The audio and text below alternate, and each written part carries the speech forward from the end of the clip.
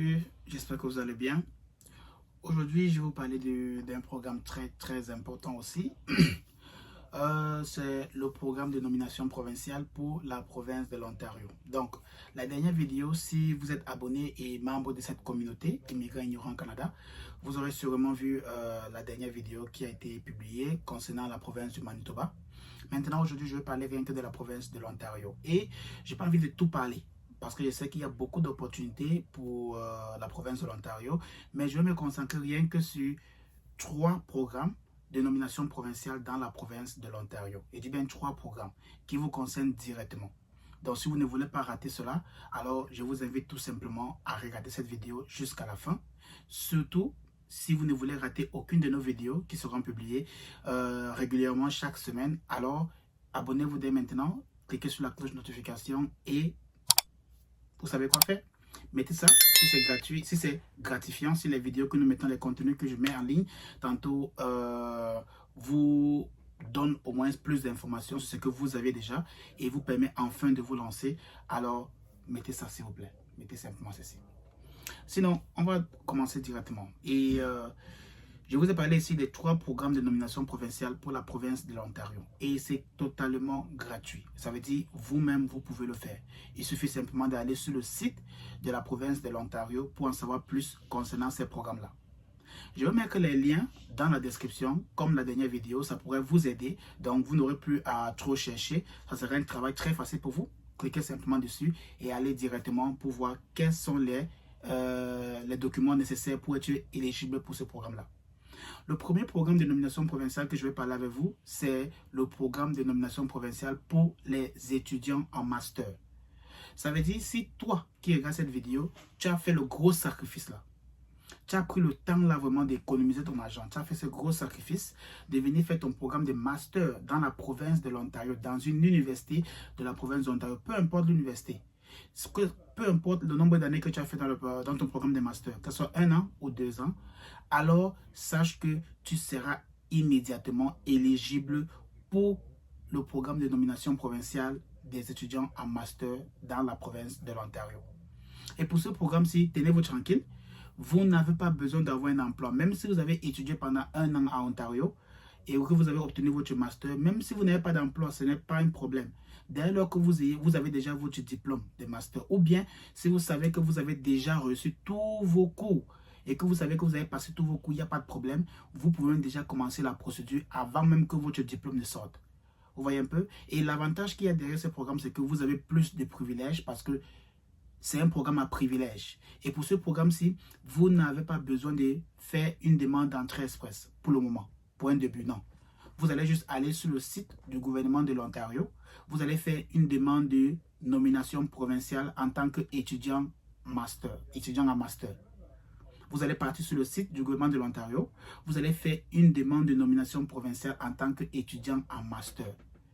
Dès lors que vous allez faire la demande en ligne, les seules choses qui seront demandées, c'est quoi? C'est votre diplôme. C'est la preuve de fonds. Et la preuve de fonds ici, qu'est-ce que je vais dire? Ce que je vais vous signaler, c'est quoi? C'est que la preuve de fonds ici, là, ça sera bien évidemment à votre nom, mais ça ne sera pas forcément le fait qu'il faut absolument trouver quelqu'un qui va vous financer. Non, ça doit être à votre nom. Et aussi, si vous avez par exemple un emploi, c'est vrai que vous n'êtes pas obligé d'avoir un emploi pour faire cette demande-là ou bien ce programme-ci, mais dans le cas où vous avez un emploi, c'est déjà garanti pour vous. Donc, vous avez seulement à attacher la lettre d'emploi qui atteste combien vous touchez mensuellement et combien vous allez toucher annuellement. Et comme ça, ils pourront savoir que voilà votre salaire. Donc, le salaire est aussi un gros facteur si vous avez trouvé un travail à Ontario. Donc, la première des choses qu'ils vont vérifier, c'est quoi? C'est votre diplôme. Dans quelle université? Quel programme? Le programme d'études que vous avez choisi aussi, ça sera un gros facteur. Donc, les programmes en sciences sociales et consorts, c'est des programmes qui donnent des petits points, des petits points, mais c'est quand même aussi favorable. Mais ceux qui ont plus de points, c'est ceux-là qui ont fait des programmes en informatique, les programmes en infirmière, en tant qu'infirmier, docteur, ce genre de choses. En fait, comptabilité, ce sont les programmes qui ont plus de points. Mais si vous avez fait des programmes en faculté des arts, sciences sociales, vous allez toujours avoir les points, mais les très faibles points. Le troisième facteur qu'ils vont vérifier, c'est quoi? C'est le test de langue. Ça sera des points, quelques points en plus. Et aussi, ça sera votre éligibilité à parler les deux langues, donc le français et l'anglais. Si vous parlez le français et l'anglais, vous aurez automatiquement 10 points. Si vous avez fait un test de langue et que votre test de langue c'est C1, C2, vous avez 10 points. Maintenant, si par exemple, vous avez fait des programmes en faculté des arts ou en sciences sociales, vous serez entre 6 ou 3 points. Si vous avez par exemple l'âge entre un âge requis, donc l'âge, quand je dis l'âge requis, c'est quoi? C'est 30 ans en descendant, vous avez 10 points, mais plus de 30 ans, vous avez moins de points.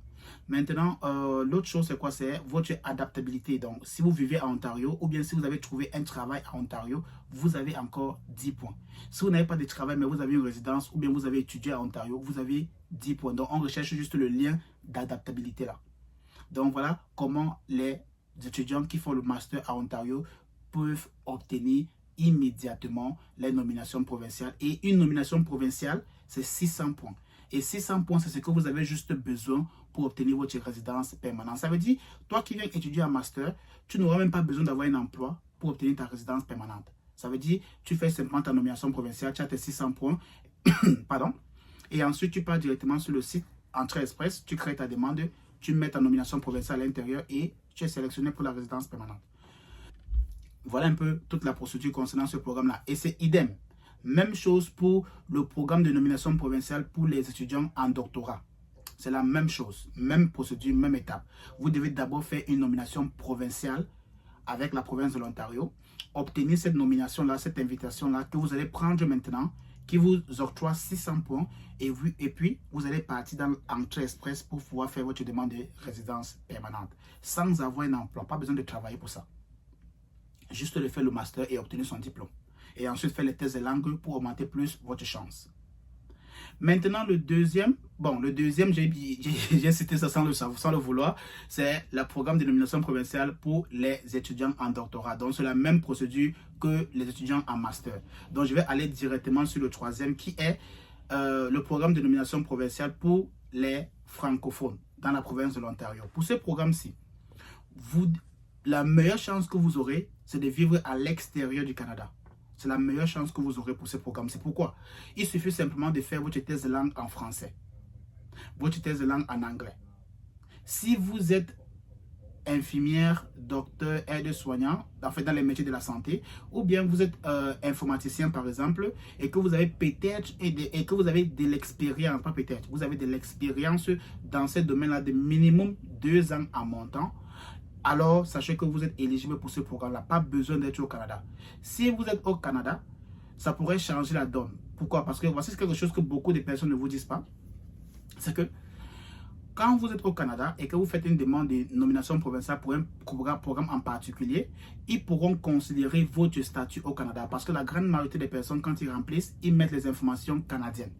Mais quand tu es à l'extérieur du Canada, tu mets les informations que tu as dans ton pays. Donc, ce qui fait que ceux qui vont examiner votre dossier vont savoir que vous n'êtes pas au Canada. Donc, vous serez considéré dans le programme fédéral.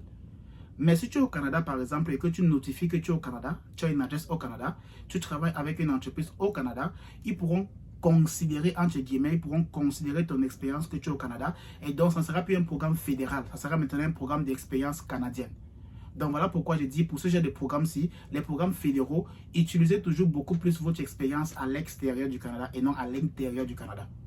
Donc pour ceux-là qui veulent venir avec la nomination provinciale des francophones, utilisez votre expérience que vous avez à l'extérieur du Canada, votre adresse à l'extérieur du Canada pour faire cette demande-ci. Comme ça, vous aurez plus de chances d'être sélectionné comme une personne qui va entrer au Canada. Vous voyez un peu? Donc c'est l'avantage que vous avez que ceux qui sont au Canada ne pourront pas, entre guillemets encore, ne pourront pas avoir parce que leur expérience au Canada sera considérée en premier lieu. Voilà.